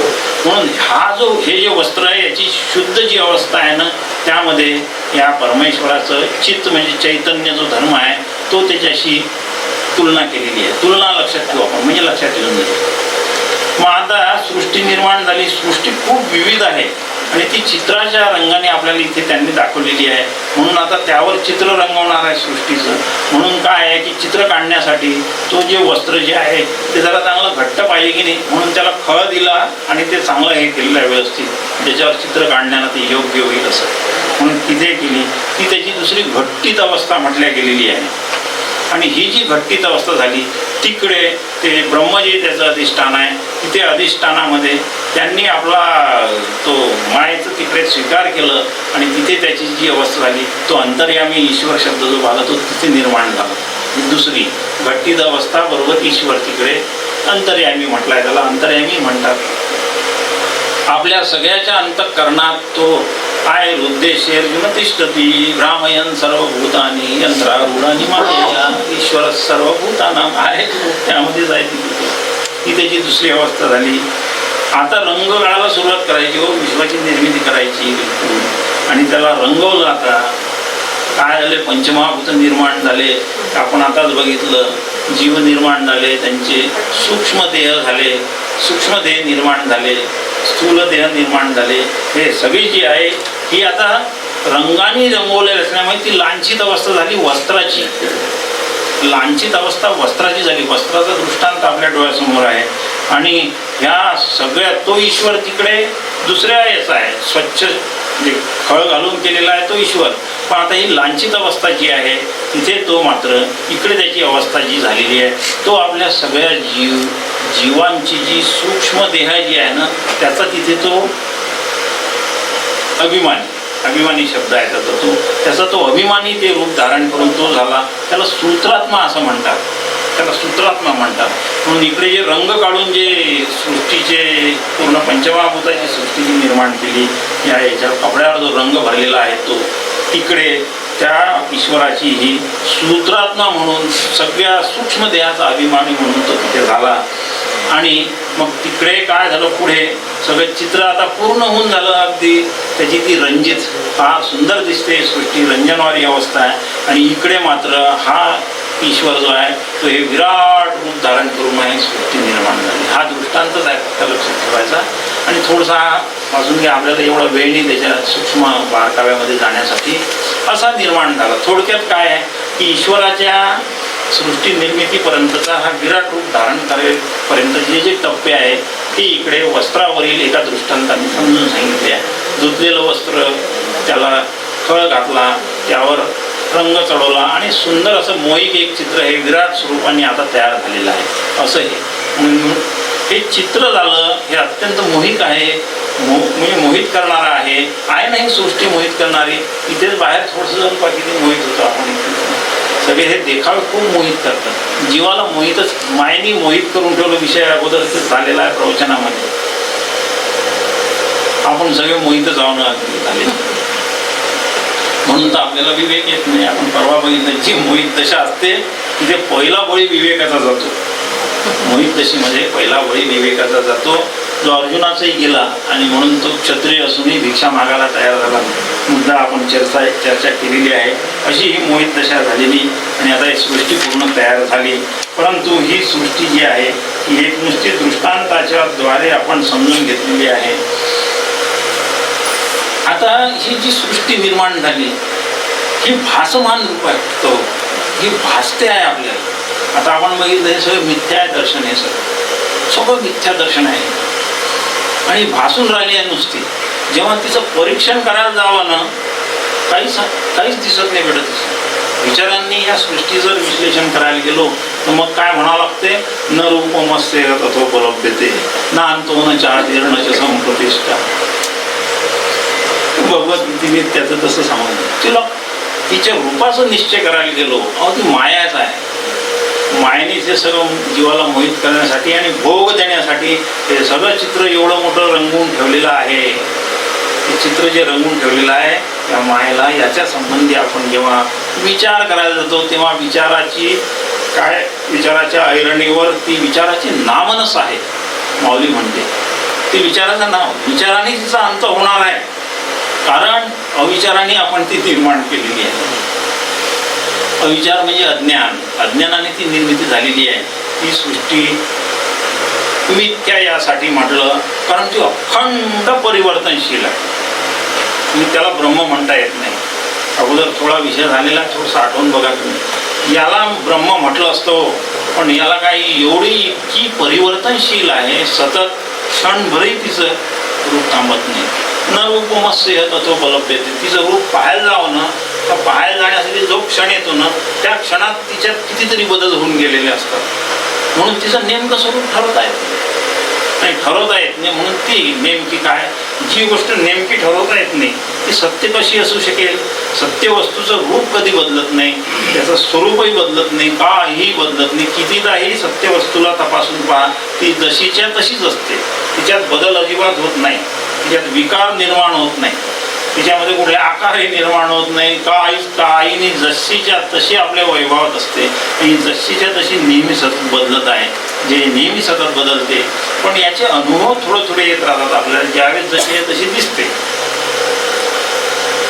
उन्हाळ्यात आंबेने आणत आता दुसरं एखादा जो कोणता पदार्थ असेल त्याचा अनुभव येतो, उन्हाळा संपला की तो संपून जातो. म्हणून याला प्रतीती मात्र सत्तावान असा शब्द वापरला.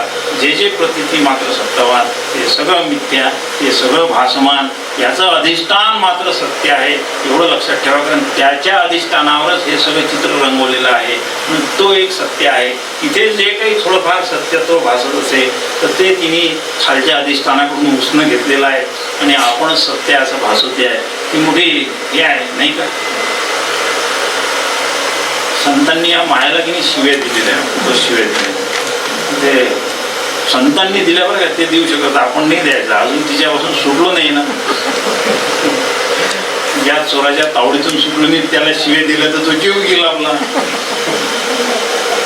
माया चमारी चुहरी अति नीचन की नीच, मैं तो पूर्ण ब्रह्म था जो तू न होती बीच.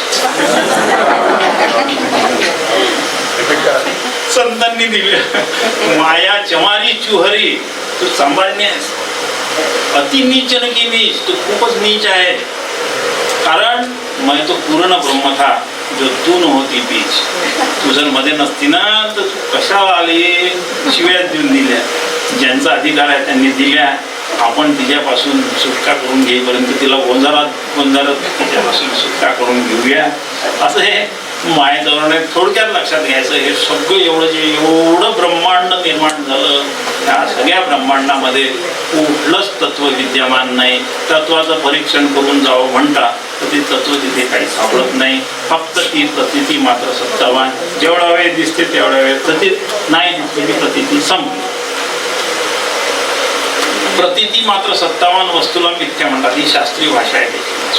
मिथ्या वस्तूची भाषा ही शास्त्रीय तीच आहे.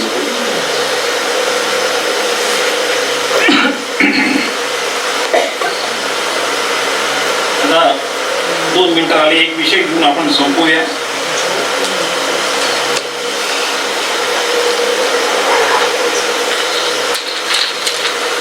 महत्त्वाचा विषय घेऊन संपू आपण तो.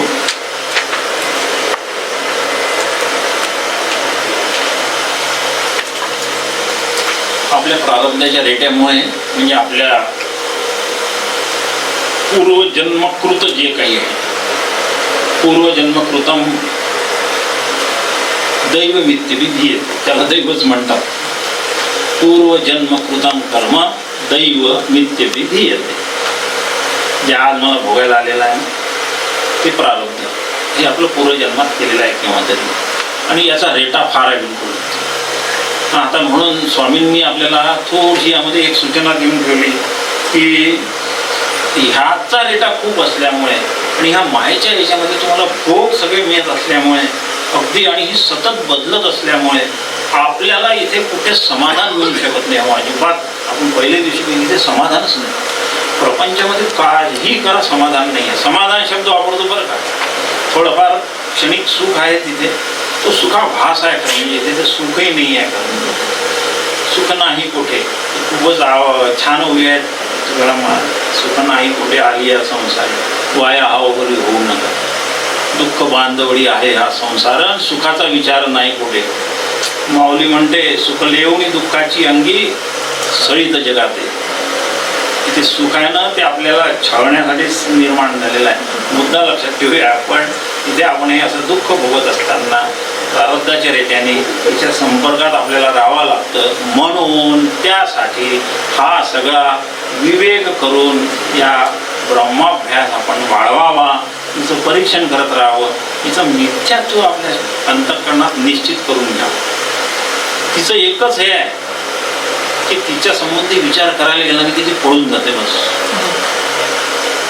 मायेचं हेच विचाराचे नामनच आहे. माऊली म्हणते ते विचार फक्त एकच तिचा शत्रू हाच आहे. तो आपण केला नाही म्हणून अविचार, तो अविचाराचं म्हणून ती आपलं सामर्थ्य सगळं दाखवतं. मग काय, मग तिच्या सगळ्याच गुणधर्माचं परीक्षण करून घ्यायचं.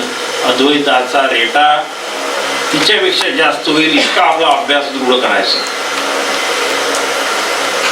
कसा करायचा विवेचनाचा मुद्दा आहे. एवढंच आपण लक्षात ठेवूया. आपला अभ्यास ह्या सृष्टीबद्दलचा तिचं परीक्षण करून ते मिथ्यत्व आहे हे ठरवायचं. सद्गुरूकडे जायचं, त्यांच्या चरणावर तद्विधी प्रणिपात येणं, तर त्यांना हे करायचं आणि सांगायचं ही मायाबाई आहे, हिच्या तळाख्यातून मला हे करा. आणि एकमेव मार्ग माऊलीने सांगून ठेवलेला आहे तो, हे सगळं काही जमलं नाही तर येथे एकची लीला करले, जे सर्व भावे मज बसले, येणे ऐलीच थडी सरले मायाच्या. हे काहीच नसेल पंचदशीचा अभ्यास नाही करायचा, जमत नाही, काय राहू द्या, सगळं काही हरकत नाही. एकची लीला करली, सगळ्या भावाने त्याला शरण चालले तर माया सुटका होण्याचा हा उपाय आहे. त्या ऐलीच थडी सरले मायाला. दुसऱ्या याच्यावर जायची गरज नाही तुला. माया तरुण कशाला जातो, ते माया पाणी साठवतो ना मी सगळं पाणी साठवून देतो. आणि नाही तर मग सद्गुरूला शरण जायचं प्रक्रिया आहे ती. ईश्वराने ती संस्था निर्माण केली आहे, सद्गुरू नावाची संस्था. त्याला स्वतःला आपल्याला जाणून घेण्यासाठी त्यांनी ते एक आपलं माध्यम निर्माण केलं. त्याला शरण जायचं, अगदी आपल्या श्रद्धेने ते जे आपल्याला उपदेश करतील त्याचं चिंतन करायचं. हेच चिंतन आहे, ते दुसरं काय हेच सांगणार आहे त्याचं तत्वज्ञान. अशा रीतीने या सृष्टीचा आपण अभ्यास करायचा आणि हळूहळू होता होईना होते शिथिल होणार नाही तर काय. तिच्या संबंधी आपण जर नीट विचार केला की ती होते. आणि ते दुसरी गोष्ट प्रभाव करायची भगवद्गीतेने सांगून दिलेली आहे. नांतो न चादेर न च संप्रतिष्ठा अश्वत्थमेनं सुविरूढ मूल असंग शस्त्रेन धुळेन जित्वा. हे हत्यार आपल्या जोरावर द्या, चांगलं पाजवून घ्यायचं बिलकुल. असंग शस्त्रेन धुळेन, वैराग्याचं बरं का, वैराग्याच्या एकाच याने आणि भगवंताला पूर्णपणे शरण गेल्याने, भगवंताला शरण जाणे म्हणजेच सद्गुरूला शरण जाणे. त्याचीच प्रतिमा म्हणजे सद्गुरू आहे. म्हणजे त्यांना शरण जायचं आणि त्यांचे जे जे काही उपदेश आहे कसेही असू द्या, तयांचे विसाट शब्द सुखे म्हणून की वेद आपल्यासाठी वेदतुल्य आहेत ते, आणि त्याप्रमाणे आपण इथे आचरण करायचं. चिंतनाची ताकद असेल तर हे सगळं चिंतन करून तिचा प्रभाव कमी करून घ्यायचा आणि असा हा याच्यावर टाकलेला लागलेला हा प्रकाश आहे, असा हा चित्रदीप आहे. आणि असं या चित्रदीपाने आपला पूर्ण वैराग्य, बोध आणि उपरम शांती हे सर्वश्रेष्ठ यांनी प्राप्त होण्याचा फल आहे. आणि जीवनकाल देहासगत विश्वपटाच्या मिथ्यात्व निश्चयामुळे बाधित करून पूर्ण जीवनमुक्तीचा काळ जगायचा, असं हे चित्रदीपासून आपल्याला हे मिळणारा संदेश आहे. तो आपण इथे पूर्ण विचार करून खूप जे मुद्दे आले आणि पुन्हा पहिला मुद्दा खूप आपण भरला आता पिशवीमध्ये, त्याचं सावकाश जेव्हा जेव्हा होईल त्याचं फुरसत मिळेल त्यावेळेस हे करायचं विवेचन आपण.